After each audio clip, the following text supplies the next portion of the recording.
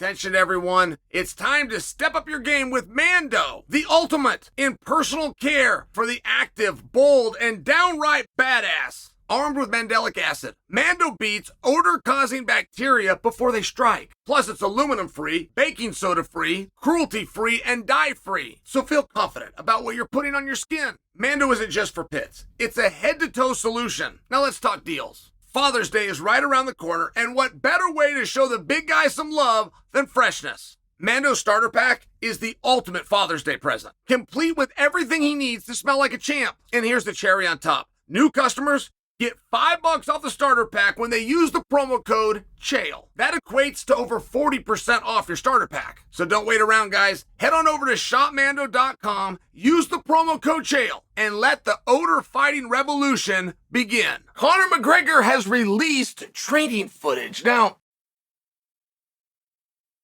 what is he up to? I think that's a fun question. I don't know, particularly as you look back. I mean, I've seen him questioned all along the way of his career. I've done some questioning of him along the way of his career.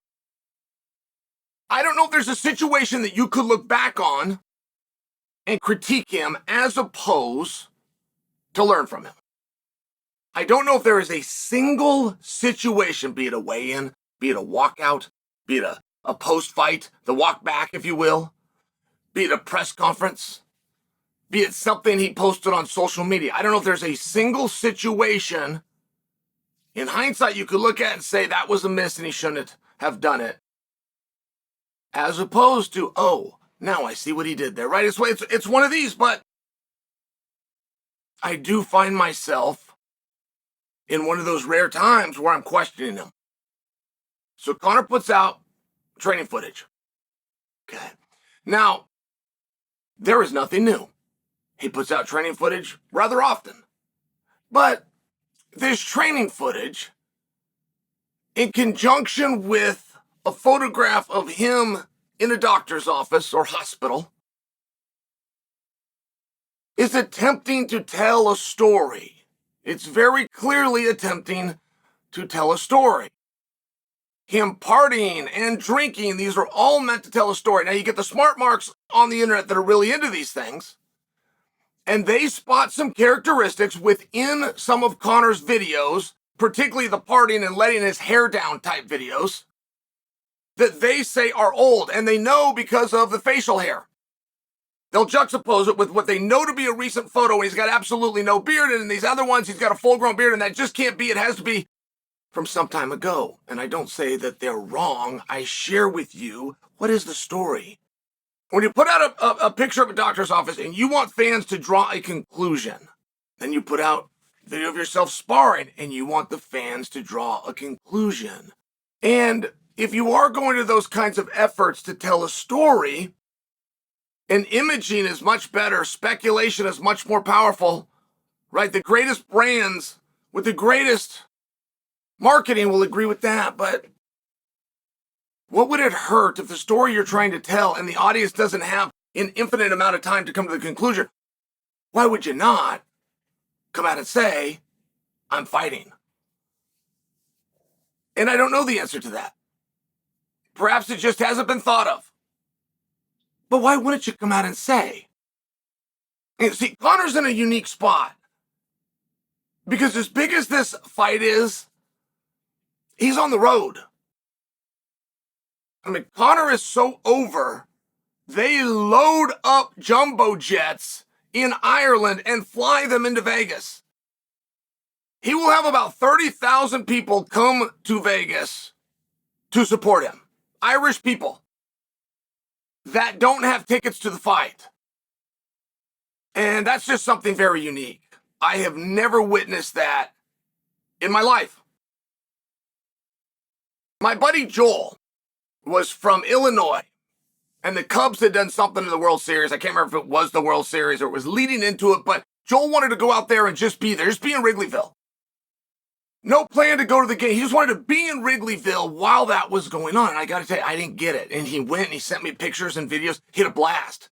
It was awesome, but I don't get it. I've never had somebody come to where I was competing, at least that I'm aware, that then didn't come to the venue.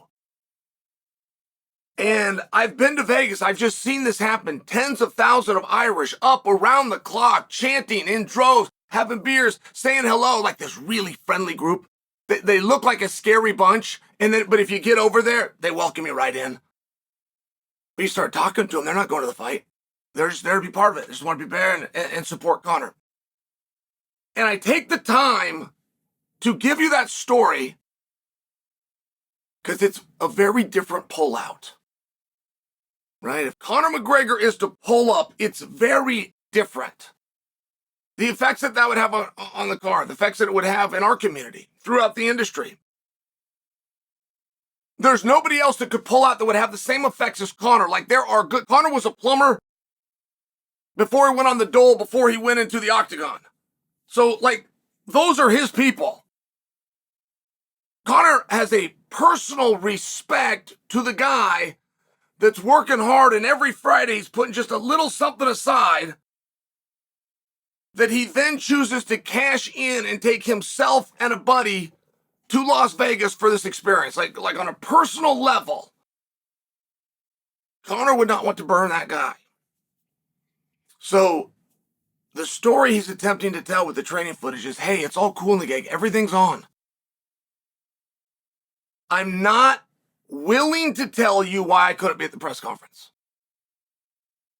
Either I don't want to discuss it, it's none of your business, I feel it hurts me, whatever it is, I don't even want to talk about it. But just so you know, one place I am is the gym preparing for Chandler on the 29th of June. And while that is the current story that is attempting to be told, I do look at it and go, why not just say that? Why not just tell that story? I don't know the answer to that. Sooner or later, Conor's going to get asked, why weren't you there? And he can answer that any way he wants. Like, he's not under oath. There's times you can handle a question as opposed to answer a question. But for right now, Conor does not want asked the question. He doesn't even want it asked. Why weren't you there? Why weren't you there? Where were you that day? Where were you that day? I mean, right? It's one of these things where this can go away pretty quickly. And he's so good at talking to you guys. He's so good at communicating with the audience. Conor has been mean. Conor has had a stiff arm to people in this industry, including fellow fighters, for many years, but I've never seen him do it to you. I've just never seen it. And I don't believe that Conor McGregor would allow somebody to continue to make these plans with the hopes of seeing him continue to board up those jumbo jets, get those days off work, keep the reservation on the hotel as opposed to release it. I just don't think he would do that. Not to you. I'd put nothing over him for us. That's a great gamesman. There's a human underneath the gamesman. And if the message and story is the fight is on as planned, I don't see any better or more powerful of a way than to come out and say it. And for the people that think Conor's going to pull out of the fight or that decision is already made, when you show yourself training and you show your body is healthy and strong, which is part of the messaging and part of the story, it starts to take away from the reasons or the excuses that one might use, not to mention that's really not his style. So Conor's trying to tell a story. I think I know what it is. Nothing to see here. Let's get back on track, just like we were before this press conference was ever announced. I'll be there. Board those jumbo jets. Get ready, Michael Chandler. I think that's the message. And the only thing stopping me from being sure is he hasn't said it, and saying it would be easy and much more effective.